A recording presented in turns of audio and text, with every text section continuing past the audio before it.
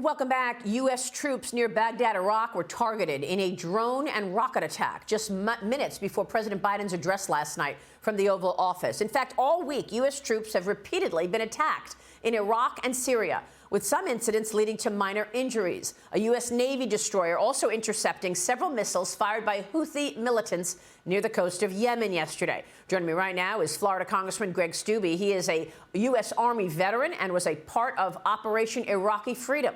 Congressman, thanks very much for being here. Thank you for your service to our great country, of course. I want to get your take on these attacks on U.S. troops. Your reaction?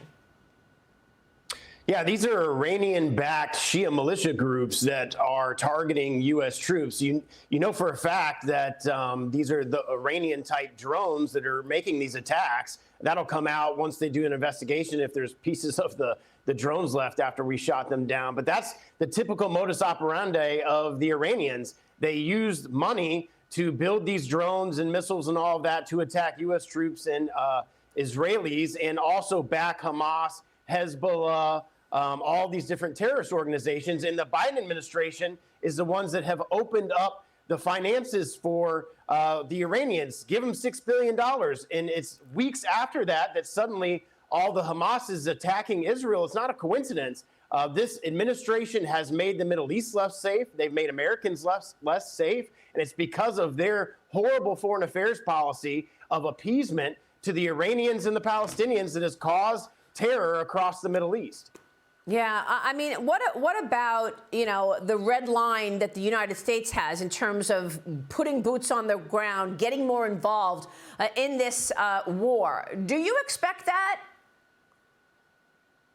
Well, the challenge is we have Americans who are held hostage by Hamas. I support our special forces guys going in and getting those people out. This administration doesn't want to do that. The Biden administration, in his speech yesterday, said nothing about the hostages that are being held, American hostages that are being held by Hamas terrorists. Why are we not doing what we can to get those people back to America? He's doing a show of force by putting aircraft carriers there, but they're obviously not wanting to do any type of action. I think that's wrong. I think when we have Americans that have been captured by terrorists, we should go get them. We shouldn't be paying money to the Iranians who then give money to Hamas. And now he wants to give $100 million more to the Palestinian Authority, which is going to go directly to Hamas. This administration is funding the war against Israel, and those people have, I think it's 20 now hostages or 30 hostages of American citizens, and this administration's not doing anything about it. I mean, it's absolutely outrageous that the president did not mention the hostages last night in the speech. Trey Yingst just told us a few minutes ago we are now up to 203 hostages. And Cheryl Casoni, jump in here because I think it's so ironic that the president just did a prisoner swap, okay, unfreezing $6 billion for Iran to get American citizens back. What do? They turn around and they take 203 hostages, including 20-plus Americans. Exactly. And Iran, the funding, where did the money come from? It came from, obviously, sales of oil. I mean, we know, Congressman Steube, and it's been reported widely that there are ships, those tankers that are leaving Iran. They are unmarked ships. The sanctions have been completely ineffective on the Iranians, and they're making billions of dollars. And now you've got what's happening here in Washington with this speaker fight, Congressman, with Jim Jordan. And I want to ask you about that because obviously the aid package that Biden wants, the $105 billion, that's going to you. You don't have a speaker.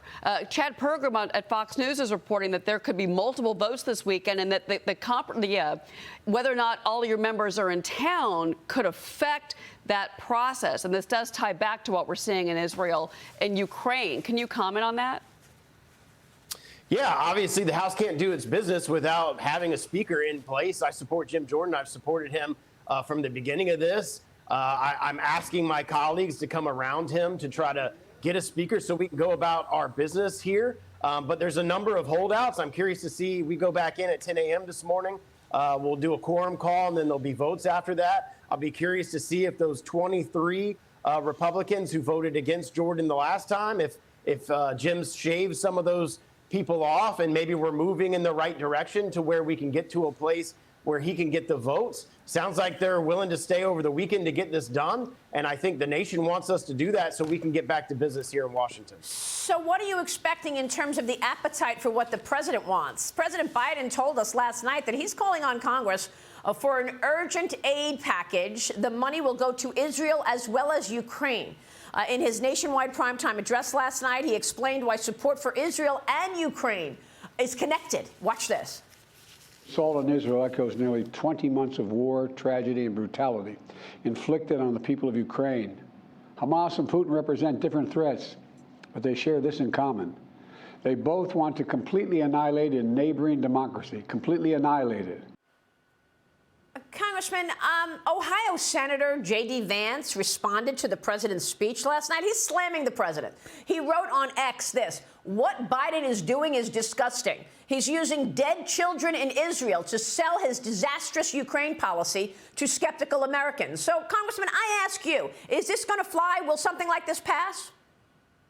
It's not going to fly with me. I would imagine there's a lot of Republicans who are not going to be supportive of tying Ukraine funding, which has nothing to do with Israeli funding. And the House passed a foreign affairs appropriations bills weeks ago before the speaker being vacated that's sitting in the Senate that has $3.8 billion for the Israelis. And Chuck Schumer's not doing anything with it because they don't like the policies of Republicans that are in that bill. And they for some reason, feel like Ukraine is more important. Ukraine has already gotten 120, I think it's more than that, $120 billion of our taxpayer dollars. And this president wants to send them more money than we're going to send to Israel. And I think that's completely uncalled for. We need to stand with our partner, an actual real ally, which is Israel, give them the support that they need. There is a bill that the House Republicans passed that's sitting in the Senate that has $3.8 billion for the Israelis, and Chuck Schumer's not doing anything about it. Well, I think this is a really good point. Where the heck is the Senate?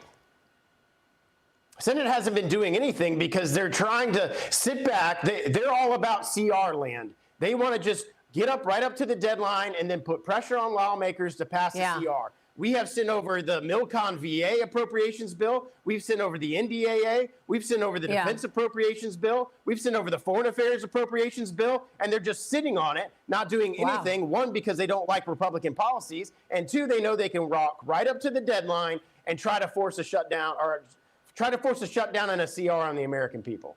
Well, I'll tell you, the American people are getting really tired of these politics coming into real important information and important work to be done. And now you've got this. The White House is apologizing this morning after posting an unedited photo of President Biden meeting with U.S. Special Forces in Israel. They're calling him out and calling out this Instagram post as compromising the identities of our troops. We saw their faces. The White House says it immediately deleted the photo as soon as it became aware of the error, Congressman, but it was too late. People saw their faces of our troops. How dangerous is that? These soldiers' lives are now at risk because of the complete incompetency of this White House. Those soldiers' families are now at risk here on the state side because of the incompetence of this White House. It's like you've got student government running the White House right now, and lives are at stake. And because of their horrible foreign affairs policies and the everyday mistakes that they make, they're putting American lives at risk. Well, look, I understand what you're saying, and I know that our audience largely agrees with you. But, Congressman, you have to admit that there is a fair amount of people saying that the House Republicans are inept. You know that, right? I mean, you know that right now people are saying, what the heck is going on in the House of Representatives that you cannot decide on a speaker, and you threw Kevin McCarthy out for we don't even know why.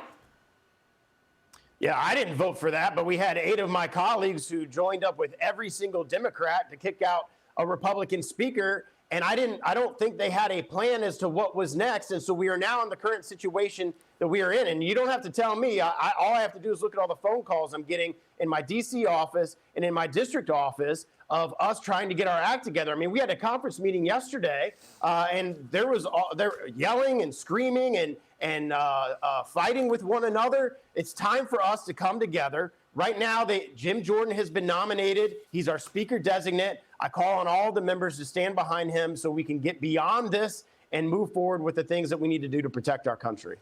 And Jim Jordan just gave a press conference. It was brief, but he made his word heard. And here's something he had to say. Watch.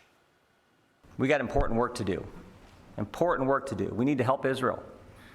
We need to get the appropriations process moving so that the key elements of our government are funded and funded in the right way, particularly our military. We need to get back to our committee work. And frankly, we need to continue the oversight work that I think is so darn important. In short, we need to get to work for the American people. It's incredible to me, Congressman. You have one of the weakest presidents, the weakest Democrat policies anybody has ever seen. The public is largely aware of this, and you guys can't get your act together. Did Matt Gaetz and his colleagues just blow your chances of taking the majority in the Senate and perhaps even taking the White House in 24? Well, I certainly think they didn't think through all of the repercussions of what would happen. Right afterwards, they were praised by and raised a bunch of money from the right side of our party. And then suddenly now that same group of people, the conservatives in our party, are very frustrated and upset that we can't get our work done. So, yes, I think it puts us at risk as we go into the presidential elections. I think you're going to see a lot of Republicans who are very frustrated and similar to the calls I'm getting. Why are we supporting you if you guys can't even get your act together? The Democrats always stick together. We're not sticking together. It's time for us to get together, elect Jim Jordan as Speaker, and move forward with our country. Real quick before you go, Congressman, you're on House Ways and Means Committee. What are the chances of a government shutdown November 17th? Well, like I said, Schumer's not going to do anything. They're going to sit and wait because they love shutdown politics and they think it benefits them.